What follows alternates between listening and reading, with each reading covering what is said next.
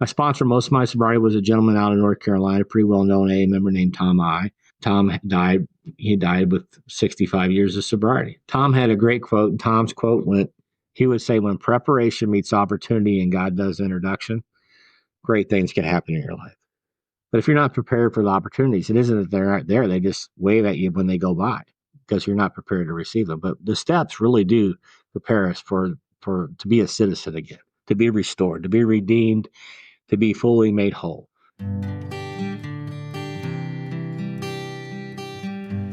Well, hello, friends of Bill W. and other friends. You have landed on Sober Speak. My name is John M. I am an alcoholic, and we are glad you're all here, especially newcomers. Newcomers, that is, both to recovery as a whole and newcomers to this podcast. Sober Speak is a podcast about recovery centered around the 12 steps of Alcoholics Anonymous. My job here on Sober Speak is simple. My job is to provide a platform to the amazing stories of recovery all around us. Consider Sober Speak, if you will, your meeting between meetings. Please remember, we do not speak for AA or any 12-step community. We represent only ourselves. We are here to share our experience, strength, and hope with those who wish to come along for the ride. Take what you want and leave the rest at the curb for the trash man to pick up. Buenos dias or buenas noches. From Studio AA, deep in the heart of Texas, that was the voice of Mr. Harold, I don't know if I said that right, L., at the beginning of this episode number 383 of Sober Speak. And you are going to hear so much more from Harold in just a moment. But first things first, this episode right here is made possible by Tess, Terry, Todd, and Anonymous. And you ask yourself, what exactly did Tess, Terry, Todd, and Anonymous have to do with this particular episode right here? Well, let me fill you in. They visited our humble little website, www.soberspeak.com. They clicked on the little yellow donate tab and they made a contribution. So thank you so much, Tess, Terry, Todd, and Anonymous. This here episode is coming right out to you'ns. So I just want to give a quick shout out here before we get into Harold L's episode. And it's to the folks up at the Oklahoma City citywide, not convention, event that they have there. And I was so honored to go up and speak for that group here just recently. And I just want to tell you, first of all, just thank you to Randy and all the other folks that I met up there and all the other folks that were responsible for putting this event on. It is just, they do an absolutely bang up job up there, and I couldn't be more thankful. And it's, it's cool to go up there and, speak and all that sort of stuff. But, the best part to me and the part that I fell asleep thinking about that night was all the various folks that approached me and told me that they've been listening to Sober Speak over the years. And how they connected with some of the things that I had to say from the podium.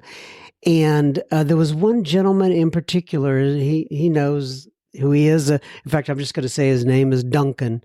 Duncan was up there and he came and he was very heartfelt, and he talked about how he was incarcerated at one point. He's written into the program before, but just to see him eyeball to eyeball, and he said he was incarcerated at one point. This was 5-6 months ago, and before that, they would have they would listen to Sober Speak in the yard and use it as meeting topics, and it just helped to get him through that dark time. And it was just so cool to hear that and watch somebody eyeball to eyeball speaking about that. And once again, thank you, Mr.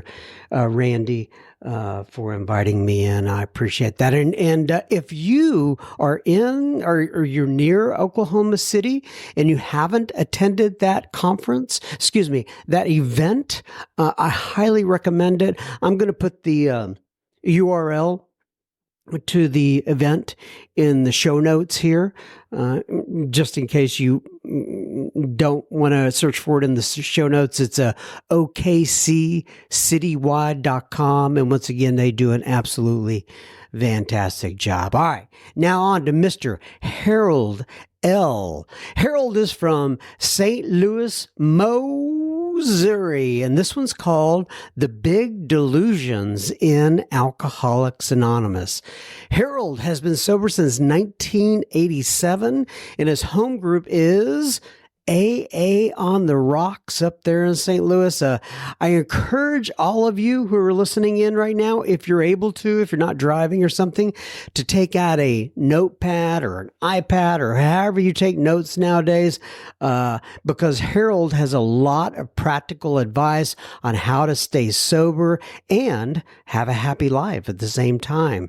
Harold discusses the chief responsibility of Alcoholics Anonymous, something he calls spiritual mathematics.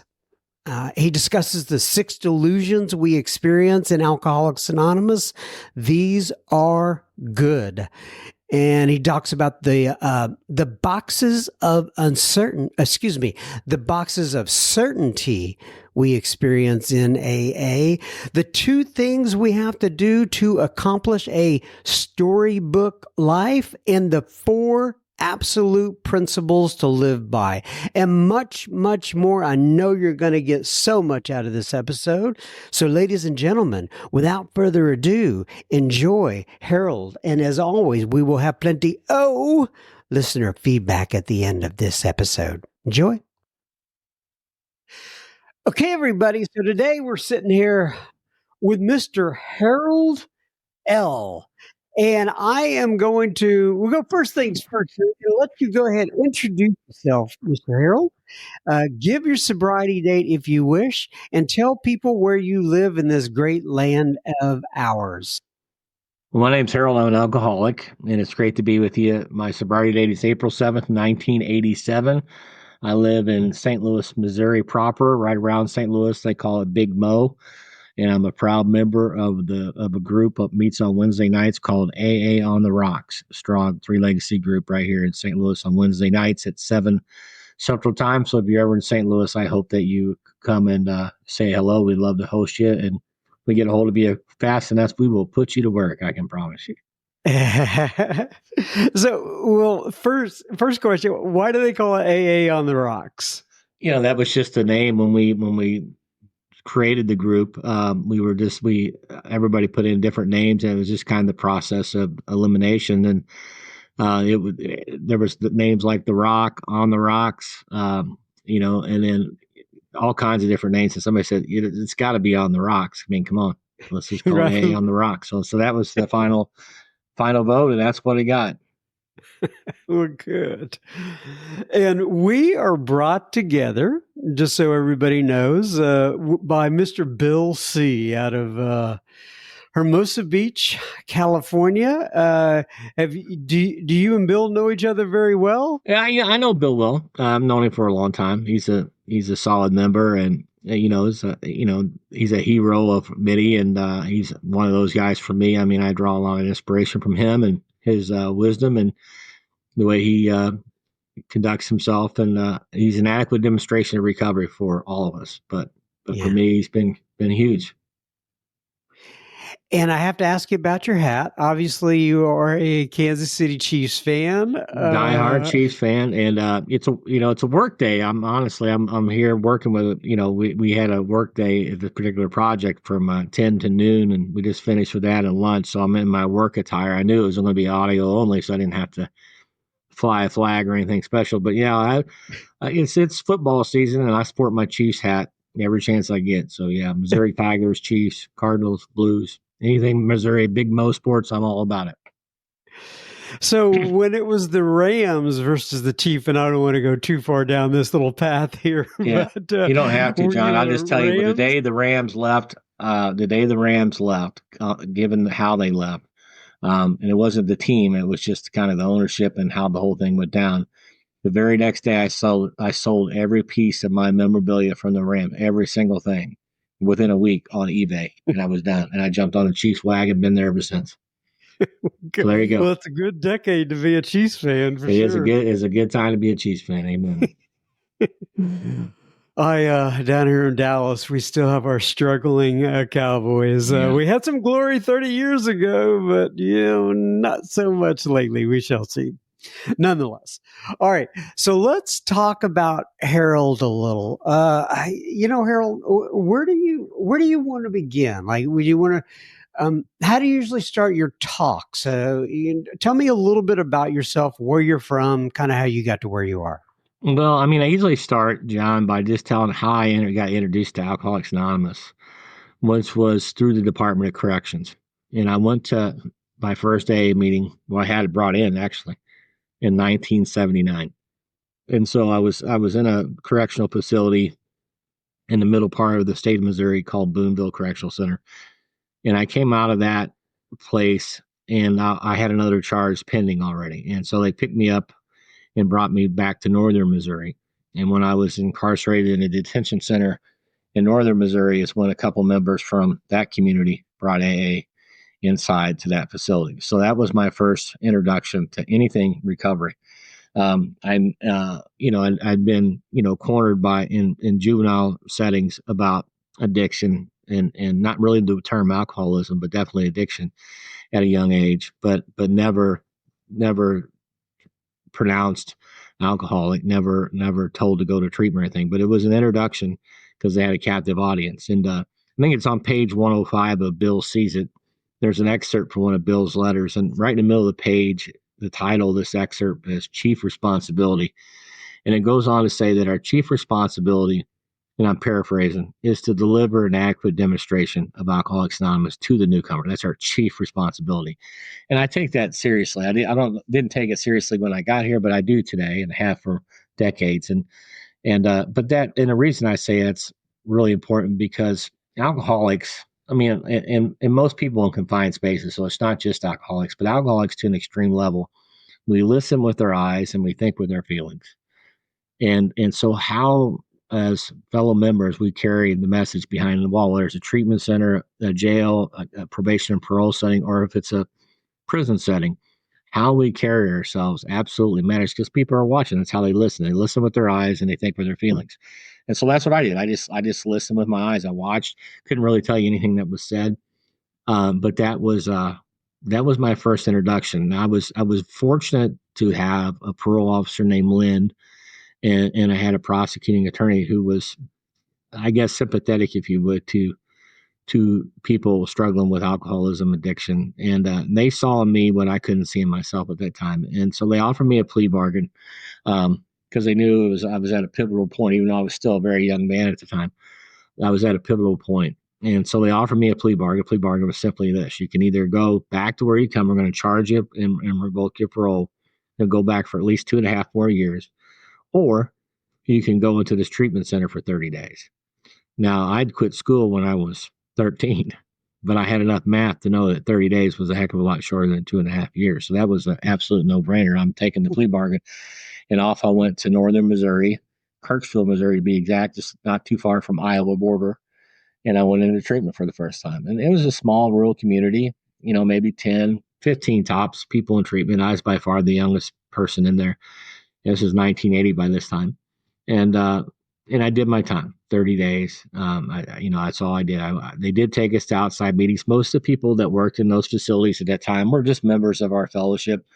You didn't have to have a lot of the credentialing you do today to be and to work in that field or that capacity. They could just hire you pretty much right off the streets and put you to work, at least in some level. And so that's pretty much what it was. It was a 12-step, big book based, treatment center. And but they did take us to outside meetings, and it was rural farmland, and so they threw us all in a van and pumped us down to this little AA meeting in La Plata, Missouri. And there was a woman that her name was Millie. She's passed away, but Millie looked like Mrs. Claus.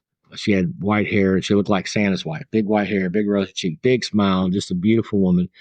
And I never knew her, until I got there. And there was only about 10 of us at this meeting. And she invited me in and took a liking to me immediately and bought me an orange crush soda. I'll never forget. Bought me an orange crush soda pop. And I'm sitting there in this meeting, and everybody had to talk because there wasn't hardly anybody in the meeting. And it came my turn to talk. And I just basically said, hey, man, I'm here because the Department of Corrections said I had to come. That's the only reason I'm here. I only got a few more days left, and you'll never see me again because I am not like you people. I don't even know why I'm here. I wasn't a very positive share for me. And this beautiful woman, this beautiful soul, turned on me right there in the meeting, and she grew horns, fangs, and a tail. Pretty much smoke shot out her nostrils and flame shot out. And she just told me, you keep drinking, you little knucklehead, and it's all going to happen to you.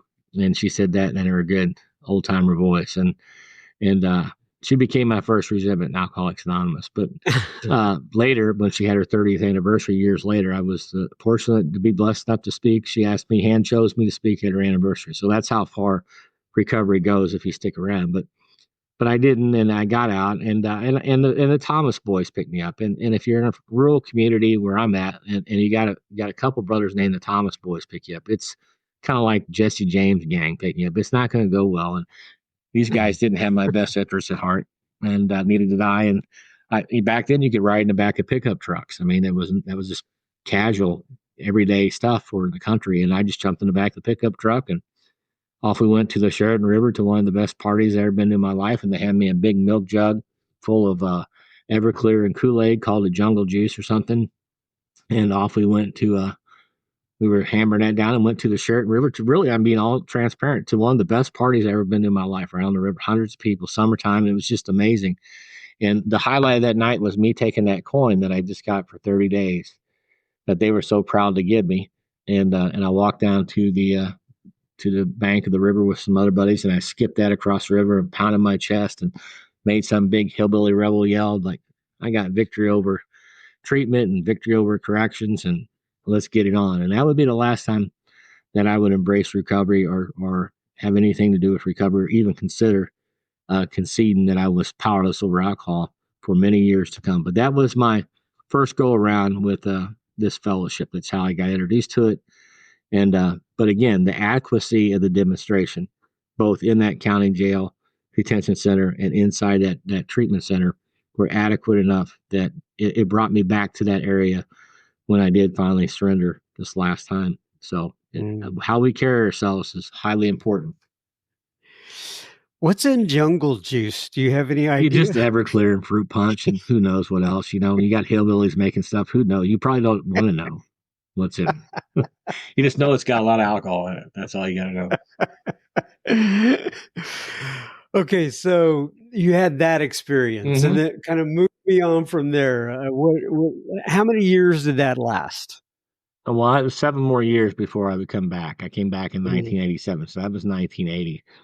And I grew up on the streets. I grew up with a single mom. And my mom was the greatest winner of my life. She passed away in 2015.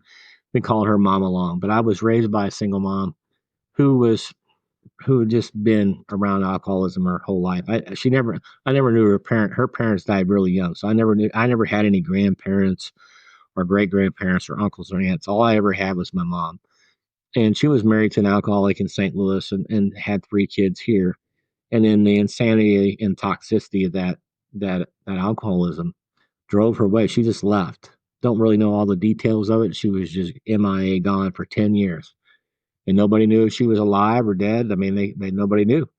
And then she finally surfaced again on the western side of the state and on the Oklahoma-Kansas border in a town called Nevada, Missouri. And she was a patient in that hospital. And those 10 years, she never talked about the rest of her life. We all tried to get her to share a little bit about it. She said, it's just old news and I'm not talking about it. So none of us really know what happened in those 10 years. But while she was there and she got out, she met another alcoholic who happened to be my dad. and he was just another version of what she already had. And I came out of that, and somewhere right around between age 2 and 3, my mom had just had enough on her. She was just done, and she ran him off, and she turned her will and life over to her faith, her Catholic roots, and she never wavered on that till the day she died in 2015. And she, over the period of decades, blossomed into just an incredible love, God serving woman. But I was blessed to have her because I didn't have a dad in my life. But we didn't have any money. My mom was divorced twice. It's the '60s. It's a tough time. There's no education, nobody to fall back on. So we lived pretty dire straits. We shared a bathroom with the lady next door till I was 7. I mean, we didn't have a lot economically, but I had a rich house when it came to love and parenthood. My mom told me she loved me almost every day of my life, and wanted me to know about this higher power, this God of her understanding, which was Jesus, and through her Catholic roots. And so she made sure she did whatever to get me in a parochial school. So from fourth grade till kindergarten, or from kindergarten to fourth grade, I went to a parochial school there in Nevada, Missouri. And I'm not one of these guys, John, that's just like a repulsed Catholic or recovering Catholic or anti-religious or irreligious. I don't remember all the facts about that time. I know I didn't oppose it. I loved going to mass. I know I loved it enough. I'd play church. I don't know if you ever played church, but I'd come home and actually play church, set up TV trays and make a cool altar and throw an Afghan or something over it and dump the fruit out of the fruit bowl and toss potato chips in for a Eucharist and get some great Kool-Aid for a wine and a cheap towel for a stole and get a Bible out. I can promise you we never read. And even have a few guys over sometimes for mass and save a few souls at the House of Long. It was a great time. The rock operas were out. Tommy and Godspell, Hair, of course, Jesus Christ Superstar, all with a spiritual cornerstone and overtone to each one of those soundtracks. And so between those 4 soundtracks, which I could sing backwards and forwards still to this day, in my early upbringing, I was shaped spiritually. I was set on a good track for life. I was a drummer. I started playing music when I was 5, very gifted at it, and I was a decent ball player. Had I not found I probably could have played professional ball. I don't know if I'd been good enough to play for the Cardinals, but I bet I could have played for the Cubs. Just saying, I'm sure I could have. But anyway, that's how I started out. And everything was great for me until somewhere right around between age 8 and 9. And my mom told me that, hey, we're going to move. I said, where are we moving to? And she says, we're going to move to the outskirts of St. Louis. And I said, why? And she says, because you got a brother and 2 sisters you don't know about.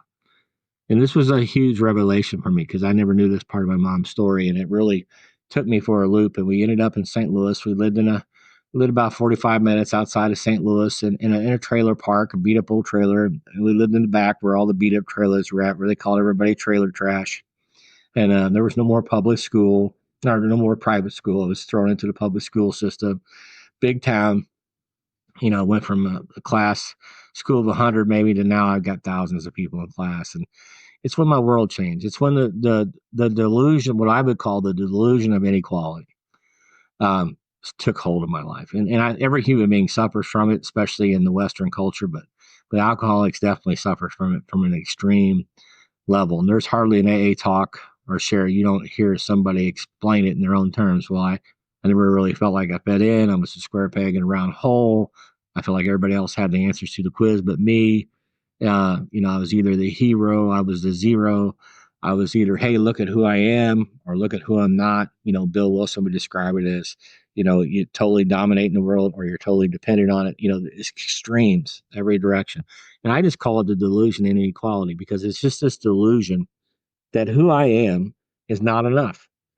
And that delusion paralyzed me at that stage of my life. What you thought of me actually absolutely paralyzed me. And if truth is, and I think for all of us, if we're honest, that delusion can still rear its ugly head in my life, and especially in the times of social media. If you're a social media person and you don't get enough likes or enough views or enough this or enough that, that delusion can really work you over in your life, and it can lead to a very destructive life. And that's why I love King Alcohol so much, because it put a muzzle on that imposter narrative in my head. But at this time, I didn't find King Alcohol. I was just battling that on my own, and it really dictated everything I did. I was just became a product of this narrative. And this narrative was I wasn't enough who I was. I was just a country kid from the country. I didn't look like anybody else. I looked like a country kid.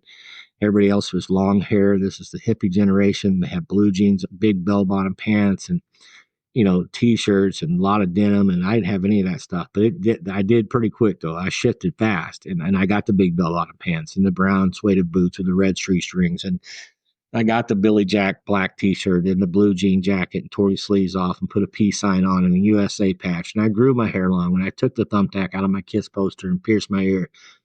And I made a headband out of a piece of velvet. I had gap You teeth took real the bad thumbtack. You said you out of my took the Kiss poster and thumbtack pierced out my of your ear. Kiss poster and you Pierced my ear, yeah. And I had big gap teeth. I had freckles. I had pimples. I looked like a freaked out Howdy Doodoo magazine. If you ever saw the cover of Howdy Doodoo or Alfred Newman, I looked like one of those guys, with long hair. That's exactly what I looked like. I was a piece of work. But that is at the heart of our separation problem. That's really what we have is a separation problem from this power that we talk about in recovery. And it's so the separation, our book describes it as 100 forms of fear and this extreme self-centeredness, and that's the thunder, that's the thrust of it all. But the ultimate problem is separation and this extreme self-centeredness, this 100 forms of fear, this delusion of inequality really reared its ugly head in my life. So I was teed up for a good drink of alcohol, which would come shortly after that and change my life forever. My life would never be the same once I met King Alcohol. Mm. Okay, so I want to pause there because I've heard you talk in the past about the big delusions. I think you Mm-hmm. mentioned one of them there, right? The delusion of inequality. And Mm-hmm. how many delusions do you actually Well, I mean, talk about? who knows how many delusions are. I just kind of package them I package them in six. There's a delusion of inequality, which is the mothership of them all. And it's the one that still plagues me today, or can plague me today. That's all by choice. And then the next one is what kills most alcoholics, and that's the delusion that I'm not alcoholic. And that delusion alone takes out most of us. And I mean most of us. Most people will never get past that delusion. I'm not what all the evidence says that I am.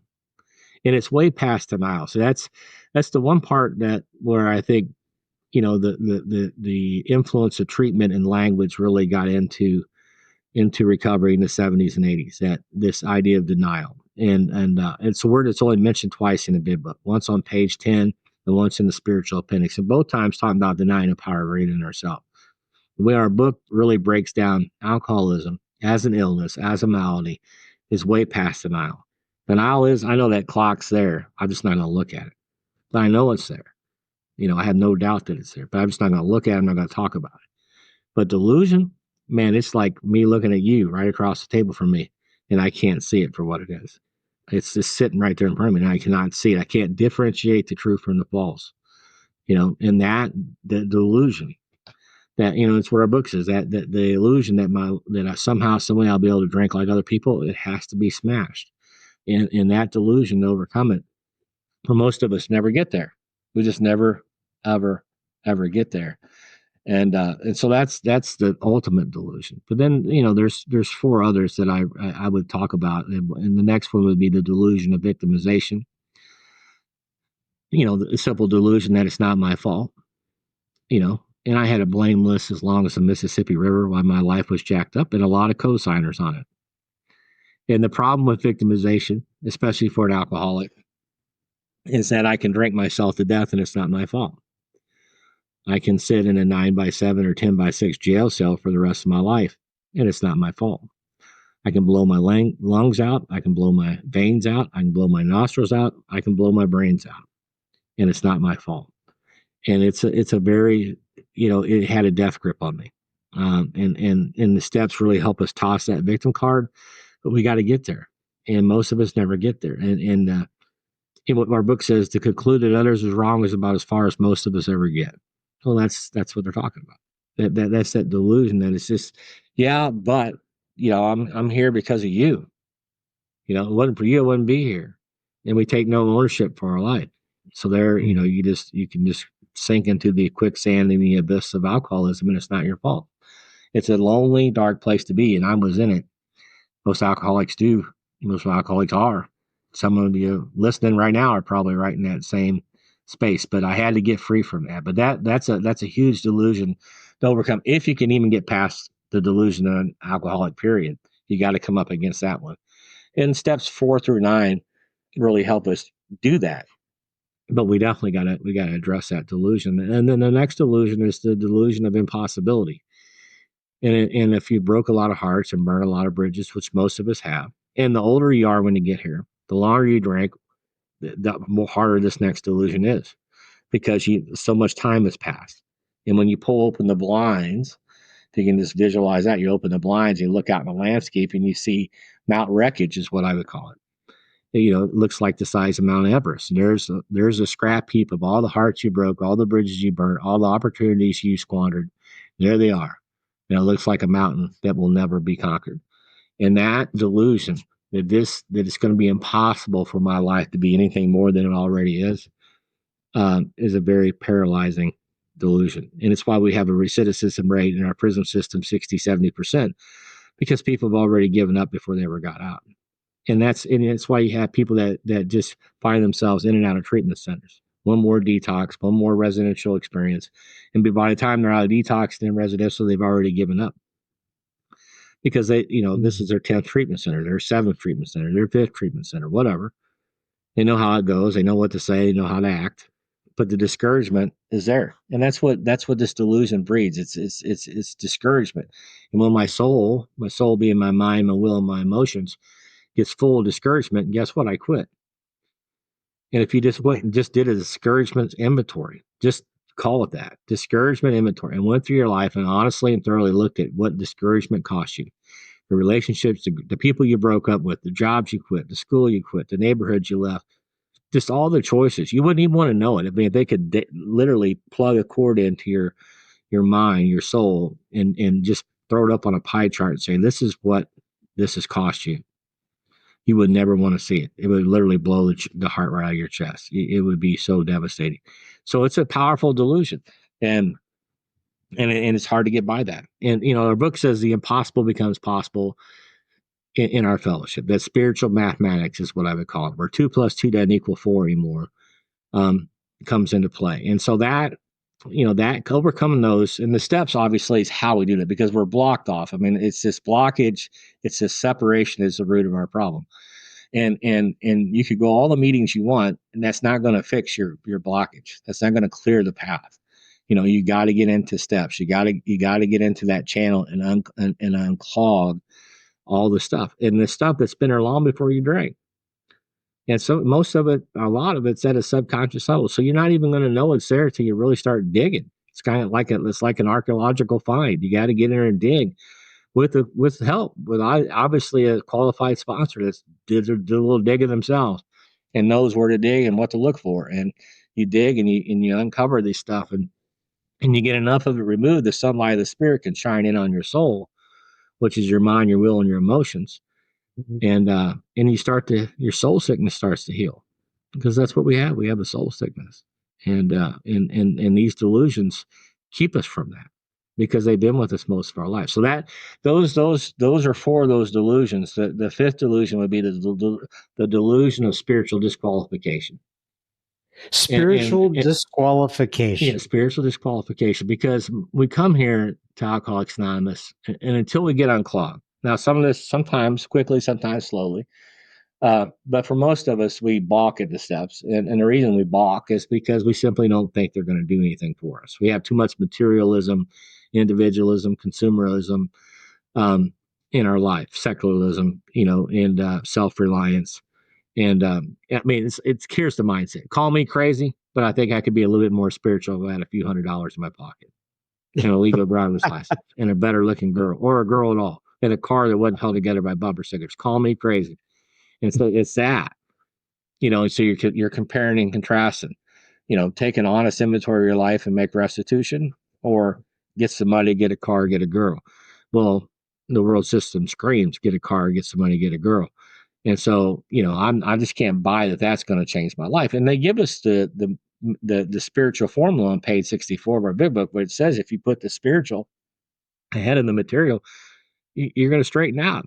But to buy that, you have to overcome this delusion of spiritual disqualification. And if we're not unblocked, then we come here. You can almost visualize just putting your hands over your ears and hold them there. And this is what God sounds like when we get here. There's just no connection with this power. And whether we consider ourselves atheist, agnostic, irreligious, or a zealot, it doesn't matter. We are blocked off. We're separated from this power. And that is our ultimate problem. And then if we have a certainty, that's what I would call it, a certainty that there is no God, or a certainty that there is only one way to know God, or going down the line, this box of certainty adds to that delusion. And we all come with it. We all come with this box of certainty. Either God doesn't exist, and I don't even know why we're talking about it, because there is no God. We're certain of that. Or we come here and say, well, I believe in God, but it's a religious God I grew up with, and it's got some punitive aspects to it and some unknowns, and it's very judgmental, but I'm certain that's what it is. And then some are just like, there's only one way to know God. And if you don't know that way, then you don't know God. And so you got all these different kinds of certainty, but it's certainty. And it's the amazing thing about the certainty, and you see Bill Wilson go through this. If you read Bill's story, when Ebby comes and gives him his first pitch, you immediately see Bill bring out his box of certainty. You can just go starting on page 8 to start going through his story, and he'll start telling you everything that's in his box. Well, I remember going to the Winchester Cathedral with my grandfather. I remember this Jesus guy, not too closely followed by those who claim him. I mean, he's just telling you everything that's in his box of certainty, and Ebby's hearing it. You got to remember, Ebby's only 6 months sober, and he's on a religious high. He's spiritually intoxicated, but it's from a religious transformation of doing a little bit of step work in the Oxford group. So he's got this channel unclogged, and this spirit shining out of his soul, and he's on fire. Bill knows he's on fire, and he tells him, well, what's your deal? He goes, well, I got religion. And he just sank because of his box of certainty. He's spiritually disqualified. Well, that's not going to work for me. He doesn't necessarily come out and say it, but he's saying it just in the overtone of how he's talking. But then what changes everything is what Ebby, whether he, was just totally inspired to say it or not, he goes, but you can almost see him pushing the box off the table at this time. And he looks at Ebby, and Ebby looks at him and says, Bill, why don't you just choose your own conception of God? And of course, we know what a game changer that is for all of us. We wouldn't be having this conversation right now if it wasn't for that conversation. But if you read the best of Bill, in the very first paragraph in the best of Bill, and I'm paraphrasing, but he goes on to say that we turn our will and lives over to the care of God is probably the most important language in the entire AA vocabulary, because it helps us deal with this delusion. Alcoholics Anonymous is the only place, and I spent a lot of time in other circles, theological circles, etc. Alcoholics Anonymous is the only genuine place that I would say, with any consistency, at a high level, where you truly are invited to come and sit down without any other expectations. We don't care where you stand politically. We don't care what your gender, your sexuality, how much money you make, your skin color, your race, your history, your criminal history. We don't care. We're just glad you're here. If you have a desire not to drink, obviously tradition 3, our only requirement, then we're glad you're here. And it's genuine. And if you got doubts, bring them. You got questions, bring them. You got your box of certainty, bring it. Come on in here, just bring it. And we allow you to work through that. And I think it's one of the most beautiful things, because I needed that space to work through, because I had my box of certainty. And I was certain that I was spiritually disqualified. I was certain that what I was suffering had a lot to do with spiritual condemnation, spiritual persecution, because of the hearts I broke, the bridges I burned, in the way I still thought about certain things in my life. And so it's a powerful delusion, and it had me. Now, once you start working the steps, once you thoroughly and honestly get the channel unclogged and the sunlight of the spirit can shine in on your soul, and you paid $75 or a big book, when you just honestly share your entire life story with another human being, releasing those secrets that you made a solemn oath you're taking to the grave, not realizing they were the very thing that was going to put you in it, right? And so you sit down and you share this, and you get enough of that garbage out of your channel where the sunlight of spirit shines in. It's just page 75 textbook. That's my story. That you make the statement, and I'm paraphrasing, but it's at this stage of the juncture where most people say, no longer just having a spiritual awakening, they actually had a spiritual experience. And you get to experience God's grace, mercy, and love in your life. And that's what happened to me. And so, but I had to get past that delusion and that certainty. And so if you're stuck in certainty, and you might be sitting listening to this going, well, I'm an atheist, I'm an agnostic, I'm a believer, I'm a devout believer, I'm a zealot even.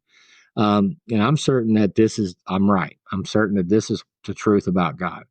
What I would tell you, what I would argue is probably about the only thing you put in that box of certainty is that, for sure. And I would encourage you to take that word certainty off of it and replace it with the word confidence. Because if I was to get on a plane and fly from here to Dallas to hang out with you, John, am I certain the plane's not going to crash? I'm not certain of it at all, but I have enough confidence in the pilot and in the airplane staff and airline mechanics and all that good stuff and production teams that I can get on that and safely fly. Am I certain I'm going to get there? No, I'm not 100% certain, but I'm confident I can do it. And that's what I would encourage you to think about. Or no different if I was going to drive from point A to point B in a car. Am I certain I'm going to get there with no problems? No, I don't know that. If I'm going to get married and to death do us part, am I certain she's really going to stay with me for the rest of my life? Am I certain of it? I'm not certain of it, but I'm confident. And that's just where I would encourage you to be spiritually. If you struggle with this delusion at all at any real level, most people do, it's just to go at it with confidence. And when I say confidence, just work 4 through 9 thoroughly and honestly with a sponsor. Just really, get in, roll up your sleeves, get into that work. And if you do that with confidence, I can promise you that whatever this higher power experience is going to be for you will meet you on the other side of that work, and it will change your life. But you got to overcome that delusion. And it's a real delusion for all of us, because we think we know, and we really don't. But the beautiful part about AA is it gives us all the space we need to work all that out. And it's a beautiful thing. That's right. Mm-hmm. And then the last delusion is the delusion that there's no real purpose for my life. We do all this work, and I get sober, and that's great. And I make some restitution, and I get free from the bondage and the mental obsession and the physical allergy, and I even get free from the bondage of self. But let's look at my history, man. Look at my resume. What purpose is there really for life other than just get up and go to work and not drink? And it's not a very it's an overbearing delusion because even though I do this work, there's still an esteem problem. There's still a delusion of inequality that nobody's going to hire me. Nobody's going to want to hang around me. Nobody's going to want to marry me. Nobody's going to want to spend their life with me when they really know all there is to know. And so what purpose is it? And that is a powerful delusion. But in our program, that's all we talk about is purpose. We talk about our primary purpose when we read the preamble. We talk about our singleness of purpose in tradition 5 and our group purpose in tradition 2. But we also talk about our real purpose on page 77, that, our real purpose is to fit ourselves to be a maximum service to God and people in our life. And that's really what the 12 steps is all about. And that's something that Bill would talk a lot about. Bill C, is that, we're getting prepared to become a trusted servant. This is what the process is. We're at the end of the game, the highest any of us are going to get is trusted servant. That's it. There is no higher plateau. But in that position, in that responsibility, in that stewardship is the greatest life you could ever live. To move from a taker to a giver is what it means to become a trusted servant. And in the steps, really, that's what it's about, is to prepare us for that. And when we do that, and then we start to realize there's tremendous value to our life. We have language for it. We call it the language of the heart. Our book with page 25, we had the ability to win the confidence of another alcoholic in just a few hours when, if we're properly armed with the facts about ourselves, and no one else can do it, because we have that connection, that intimacy that we only have. It's one alcoholic talking to another. But so when I came to when I was 1987, after I came out of the last treatment center, and the guy, the 12 step me, took me through my first meeting. I remember going in and sitting down in the meeting, and I was just really, really discouraged to be there. I was not happy to be there. I had a big trial I had to go in front of, and I wasn't excited about that back in St. Louis, and it consumed almost every waking hour I had. And I sat next to this guy and I asked him a question. The question was, and I think most people have this question at some point in their life, but here's the question: how long do I got to come here? I mean, how long do you do this stuff? I mean, is it 6 months? Is it 2 years? I mean, how long? I mean, I needed a destination. I needed a point of reference to go, okay, I'm about done with this. When I asked him that question, how long do you got to come here? I'll never forget his answer. And he kind of looked at me puzzled, but he said, until you want to. And I thought, man, I don't even want to be here right now, much less tomorrow night. And I darn sure don't want to be here when I look like you. This is what I'm thinking to myself. Now, you can't see me if you're listening, but I look like that guy now, all these years later, the very guy that I was talking to. I stayed, you know, as we hear in recovery, come all the way in, so all the way down, and stay. Staying is the hardest part. Staying long enough that you want to be here. I can't tell you the day or the hour that I crossed over that threshold, but it was a long time ago. But I do what I do because this is the best thing that's ever happened to me. And so I have purpose today. And I was fortunate to come from a great line of sponsor. I didn't embrace the sponsorship at all until I was 3 years sober. I avoided it. Mainly because I didn't believe it was going to change my life. Number one. And number two, I had a probation or parole officer since I was 11 years old, and I still have one. So now you're asking me to willingly invite somebody else into my life to tell me what to do and have say so in my life. And I just wasn't excited about that. I'm not doing that. And so I didn't. I played a sober band. I played on sober softball teams. I did all the fellowship stuff, which would save my life. So I'm not downplaying any of that. It saved my life.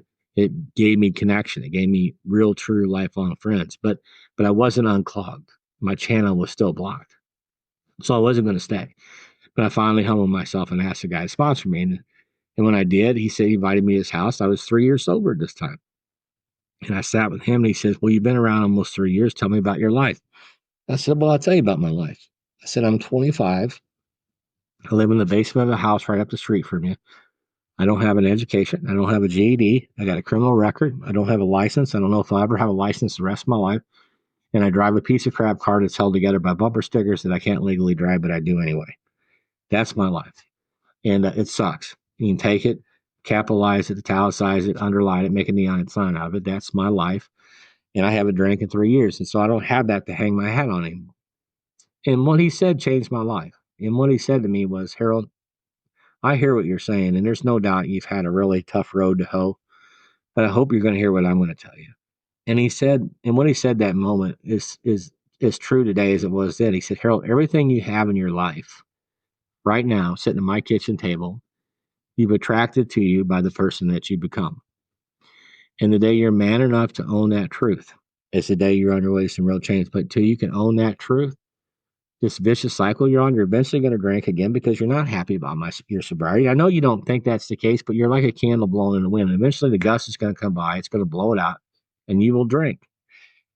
Or you're going to do what my dad did. And my dad, I only met a couple times in my life. The last time I saw my dad alive was at age 14. He came the first time I got sentenced. He came to the trial. And that was the last time I saw my dad alive. But my dad could never get sober. And age 54, he took his life. That's how my dad stopped drinking. He had enough of the pain and he was just done.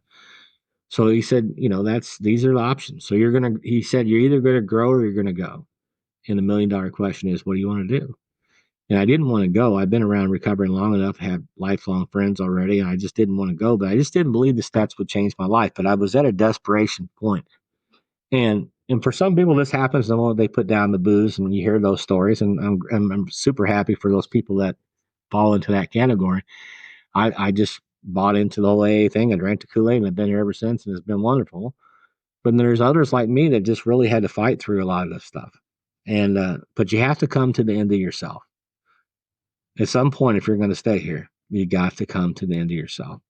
And it's at that juncture when you're going to really embrace the 12 steps. Until you come to the end of yourself, you're never going to do it. You'll find some workaround, I can promise you. And if you're sitting there listening and you haven't engaged the steps because you haven't come to the end of yourself yet, you still got a little gas in the tank. But you got to have that. You got to be on empty. And I was on empty, and I asked this guy to sponsor me. And he got me going in the steps, and it tasted so good I never stopped from that day till now. And it changed my whole life. My sponsor most of my sobriety was a gentleman out in North Carolina, pretty well known AA member named Tom I. Tom Yeah. died. He died with 65 years of sobriety.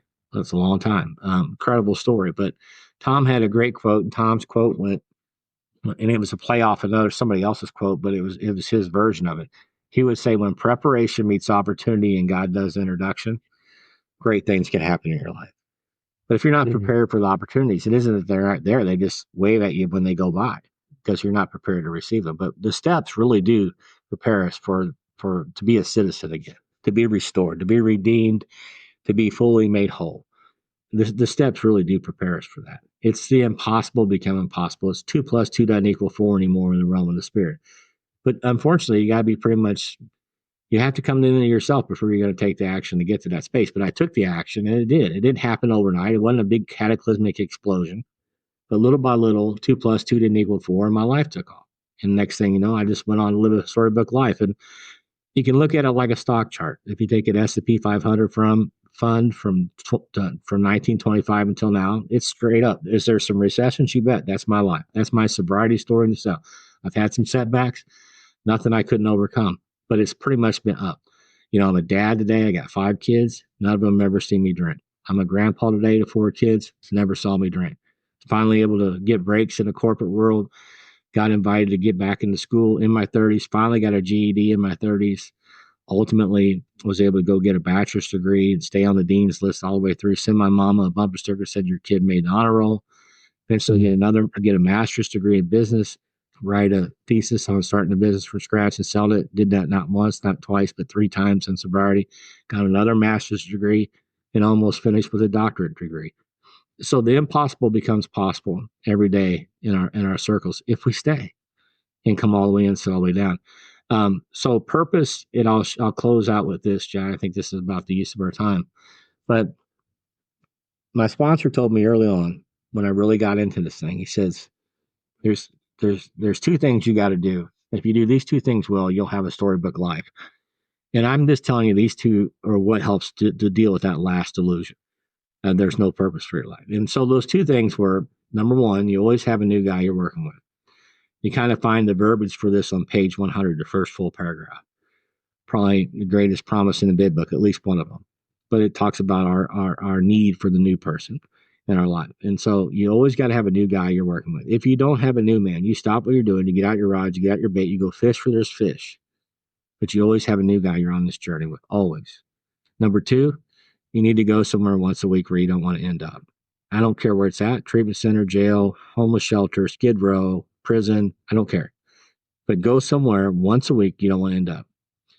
And if you do those 2 things, you have a storybook life. And so I started that back in 1990, and I went somewhere I didn't want to end up, was a Skid Row mission, Salvation Army, Harbor Light here in St. Louis, still on Washington Street. And I went there every Thursday night, Saturday morning for 3 years straight. Hardest day I ever did in my life with the most broken people. But it really shaped me for the phone call that came in 93. And the phone call in 93 was, hey, man, would you be willing to come out to this prison and give a talk? And I started laughing. I said, man, do you know who you're talking to? And they said, yeah. And I said, man, I'm pretty sure they're not going to let this cat back in there. And he said, man, I've been out here for a long time. I know you've been off paper long enough. He goes, I got a lot of pull out here. I'm pretty sure I can get you in. I said, well, let's just pretend for a minute that's true. I made a pact a long time ago. Then I ain't ever going back on that side of the fence for you or anybody else, ever, for no reason.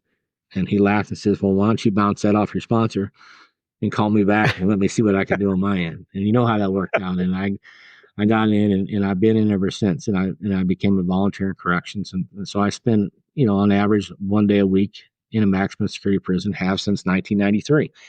And I could literally spend a day talking about what that's done for my life. But I'll just wrap it up with this. On page 152 of our big book, the member asked, so to just kind of put a climax on this delusion of no purpose. The member asked the fellowship a question, and it's a fair question. Here's the question. Do you have a sufficient substitute for king alcohol? That's the question. Do you have a sufficient substitute? And the book says, yes, we do. And it's vastly more than that. It's fellowship in Alcoholics Anonymous. And if you look at that word fellowship, it's in the verb form. It's not a noun, it's a verb, meaning we have to participate in our own recovery. But if you do participate, here's what you can look forward to. The most satisfactory years of your existence lie ahead of you. Your imagination will be fired. You're going to make lifelong friends, which is why we're even having a conversation today, you and I. But most importantly, and this is where the purpose piece comes in, you're going to have the privilege to walk shoulder to shoulder with other people and help them rediscover life. And if you do that long enough, you're going to finally know what it means to love your neighbor as yourself. Information that was given to us a long time ago, but it meant nothing because we were blocked off from the power behind that. But today, that since we've healed and we've been restored, we get that, and we get that privilege. And through that process over time, you shift from that taker to a giver. And that has to happen or you will not stay here, in my experience. You will not stay here. But if you stay here, it will be the most memorable thing. So that's what AA has given me. That's what this life has given me. It's given me 4 real absolute principles to live by. And those are simply a life of humility, a life of self-sacrifice, a life of other-centeredness, and lastly, the ability to go out and try to love everybody, including the people I just don't care for.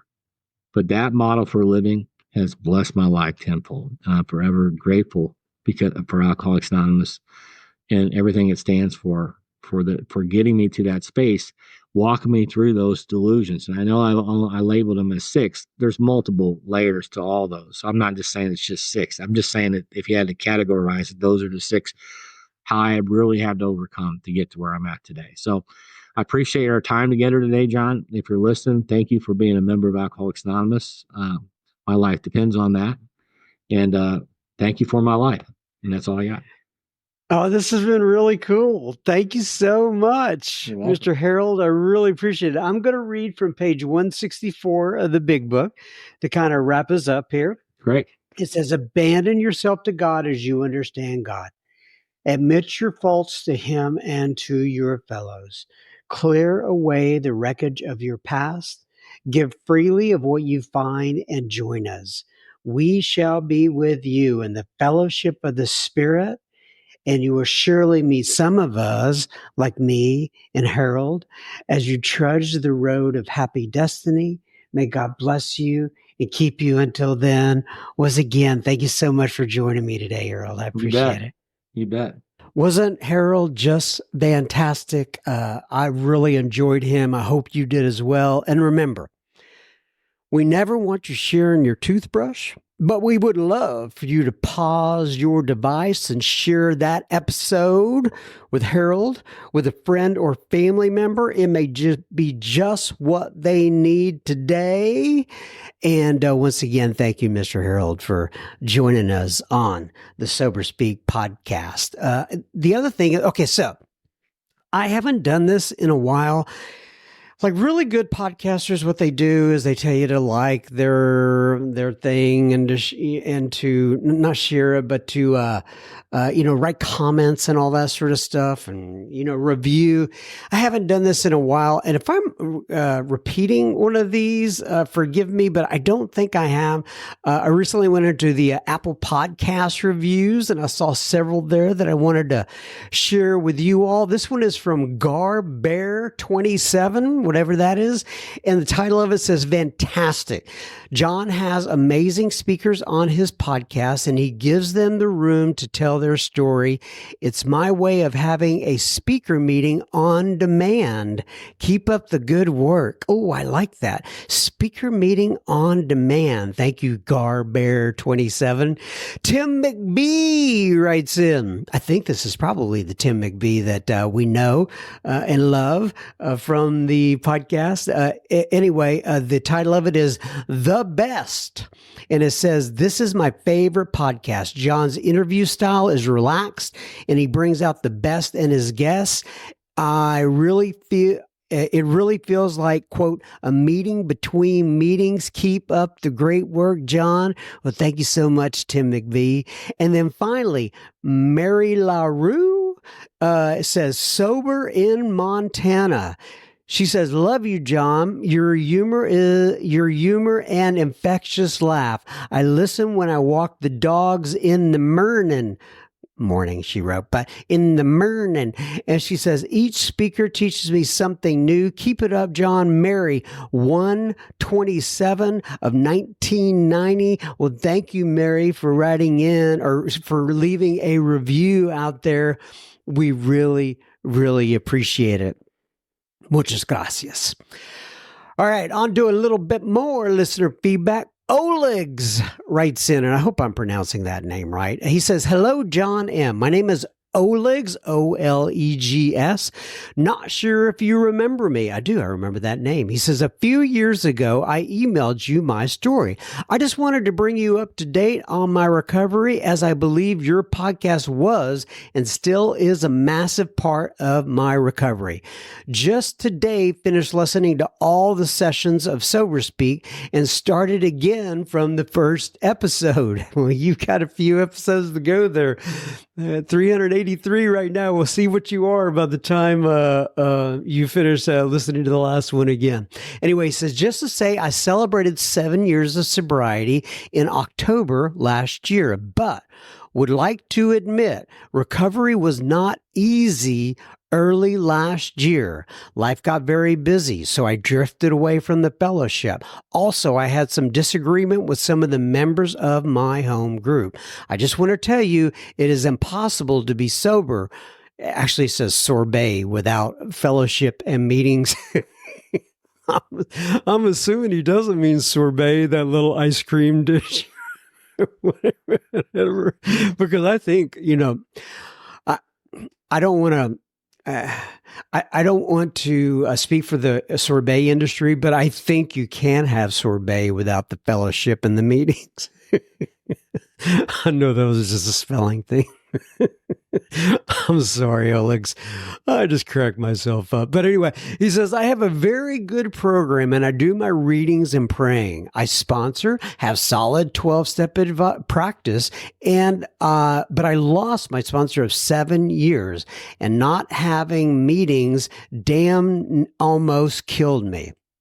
In August, I was in a very poor mental state. Everything was to be too much. It felt like anxiety, fear, and despair is back. And this is after 7 years of not touching a drink. Well, my friend Olegs, I'm going to go on with your email here, but I think you're going to have a lot of folks that are going to relate to that. And I can relate to it myself. He says, since I got back to the meetings in the great town of Brighton, East Sussex, England, which is about 30 minutes drive from where I live, it's been so much better. I'm looking for a new sponsor now. And on a good note, I did not want to drink, and my life is actually beyond my wildest dreams. I'm finishing the first year of a nursing degree in my 40s, and I'm finally doing something meaningful in my life. Good for you, Alex. He says, I have a little eBay shop where I resell used smartphones. Me and my partner, Maya, I think is how you pronounce this, Magia, are planning our first baby. Wow. We are in our 40s, and my drinking is the reason we never got around to have one another earlier. Things are great. I listened to so many episodes on Sober Speak, and they helped me so much. Just would like to thank you for being around on the podcast app. God bless you. Regards, Olegs O. Well, God bless you, Mr. Olegs O. Thanks for congratulations for all the good things going on in your life. That sounds fantastic. And thank you for writing in and continuing to listen in. Appreciate it. Lisa writes in and she says, I am a troubled sleeper, John. Oh, this is Lisa from Sweden. I remember Lisa. I'm a troubled sleeper. I download the episodes and listen to them when I can't sleep. Oh, wow. So I guess that's kind of a left-handed compliment. Like, okay, I'll just pretend it's like it's from a relaxing perspective as opposed to, you're so dang boring, John M. You put me to sleep. But I'm just going to pretend it's the, the complimentary style. But anyway, she says, it's especially delightful when I find episodes with people that truly speak to me, like Gary K and Jimmy D sharing about his service and his story and his historic knowledge about AA, etc. I used to have a service sponsor many years when I lived in the U.S., and I was very active. So listening to Jimmy brought back that enthusiasm and life for service. There are no face-to-face meetings where I live now, so service has taken on a different role, but I still am very active, and I love sponsoring. Always have. Funny story is that I heard about the California meeting. Oh, she's talking about what Jimmy D was talking about in Dallas when I lived in D.C. I'm assuming that's Washington, D.C. She said, I met a couple that came from there who moved up to D.C. I was part of starting that meeting at the exact same format as the Chicago group. We called it the Camel Group, smiley face. Wishing you a beautiful day, Lisa from Sweden. Well, thank you very much, Lisa from Sweden. I appreciate you writing in, and I'm glad. Yeah, Jimmy D is fantastic, and hopefully we're going to get more of him coming up in the future. Our schedules are always, it seems like they're nuts. I'm trying to get him scheduled again, though. Lydia posts on social media. Here's what Lydia did. She posted on the Podbean app. It's where we actually host the podcast. And then you can comment. It's a podcast listener. Probably nobody cares about that, but I'm just telling you where I got this from. She says, she's commenting on Sheila A's episode. And she says, I was also a foster kid for my whole life, from 3 years old to 19 years old, and got hooked on heroin and meth and alcohol, and spent almost all of my 20s locked up or in prison, and got clean and sober on February 26th of 2020.